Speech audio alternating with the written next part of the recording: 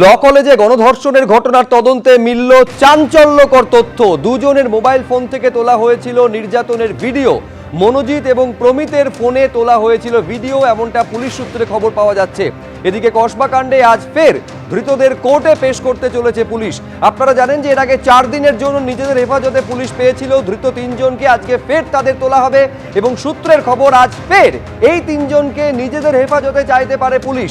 আলিপুর আদালতের সামনে আপনাদের নিয়ে যাব, যেখানে 3 জনকে প্রডিউস করা হবে। তার বাইরে ছবিটা কিরকম ব্রতদীপ ভট্টাচার্য আমাদের প্রতিনিধি বলবেন। এখন কি পরিস্থিতি ব্রতদীপ?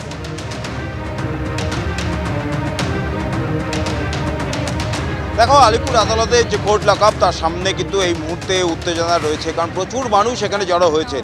বিজেপির লিগাল সেলের সদস্যরা তারা যেমন এসছেন, তার পাশাপাশি বেশ কিছু সাধারণ মানুষ তারাও এখানে বিক্ষোভ দেখাচ্ছেন। আইনজীবীদের স্পষ্ট বক্তব্য যে মনোজিৎ সে আইনজীবী হিসেবে নিজেকে পরিচয় দিত এবং সে আইনজীবীদের পরিচয় দিয়ে আইনজীবীদের নাম কলুষিত করেছেন, এবং এই কারণে এই যে ভিড় এখানে জমেছে এবং জমায়েত হয়েছে, বিক্ষোভ চলছে এই আলিপুর আদালতের যে কোর্ট লকআপ চত্বর, সেখানে কিন্তু পুলিশ ফোর্সও ইতিমধ্যেই বাড়ানো হয়েছে। আমি এই ক্যামেরাম্যান সহকর্মী ভগবান শাহকে একটু দেখাতে বলছি। কোর্ট লকআপের সামনের ছবিটা দেখতেই পাচ্ছ, প্রচুর মানুষ কিন্তু এখানে জড়ো হয়েছেন। তাদের মধ্যে আইনজীবীরা যেমন রয়েছেন, সাধারণ কিছু মহিলারা রয়েছেন, তারাও কিন্তু এখানে বিক্ষোভ দেখাচ্ছেন। তারা জানাচ্ছেন এখানে কাজে এসেছিলেন, এবং যেমনটা তুমি বলছিলে যে বেশ কিছু তথ্য প্রমাণ কিন্তু ইতিমধ্যেই পাওয়া গেছে, এবং চাঞ্চল্য যে সমস্ত তথ্য প্রমাণ উঠে আসছে সেই সমস্তগুলোই কিন্তু আজকে মূলত পুলিশ আদালতে পেশ করবে।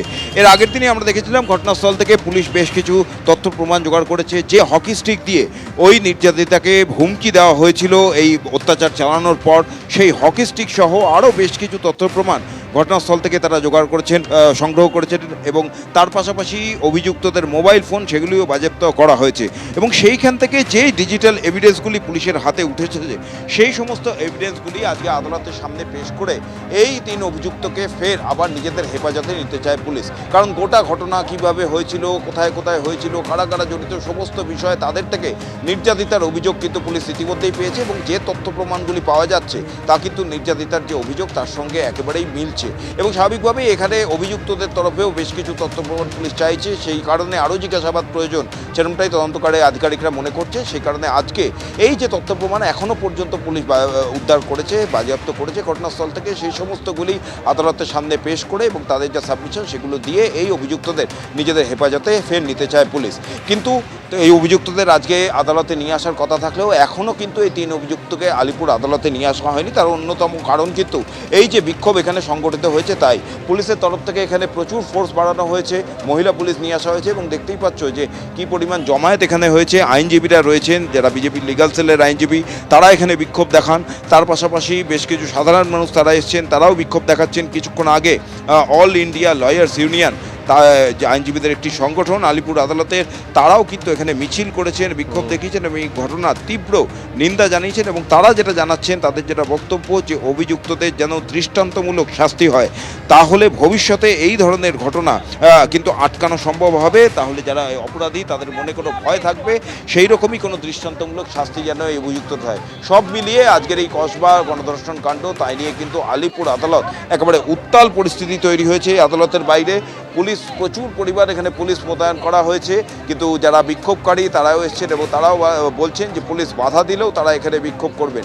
সব মিলিয়ে একেবারে উত্তপ্ত পরিস্থিতি আলিপুর আদালতে। এখন এটাই দেখার যে আদালতে, অর্থাৎ মুখ্য বিচার বিভাগীয় ম্যাজিস্ট্রেটের এজলাসে এই মামলা ওঠার পর এবং পুলিশ তাদের এই অভিযুক্তদের নিজেদের হেফাজতে নেওয়ার আবেদন জানানোর পর বিচারক কী সিদ্ধান্ত নেয়। একেবারে নিঃসন্দেহে তুমি নজর রাখো। আমি আবার তোমার কাছে ফিরবো ব্রতদীপ। এটা যেটা দেখা যাচ্ছে আলিপুর আদালতের প্রতিদিনের চেনা ছবি নয়, তার কারণ প্রচুর জমায়েত এখানে দেখা যাচ্ছে। কোনো কারণে নিরাপত্তাজনিত কোনো সমস্যা তৈরি হতে পারে এই আশঙ্কা করে পুলিশের হেভি ডিপ্লয়মেন্ট সেখানে রয়েছে, প্রচুর পরিমাণে পুলিশ মোতায়েন করা হয়েছে। এই কসবা কলেজের ঘটনায় ধৃতদের 3 জন এখনো পর্যন্ত তাদের আদালতে পেশ করা হয়নি, এবং যে যে তথ্য প্রমাণ এখনো পর্যন্ত পাওয়া গেছে সেইগুলোকে সামনে রেখে ফের এই ধৃত 3 জনকে নিজেদের হেফাজতে চাইতে পারে পুলিশ, এই সম্ভাবনাও জোরালো হচ্ছে।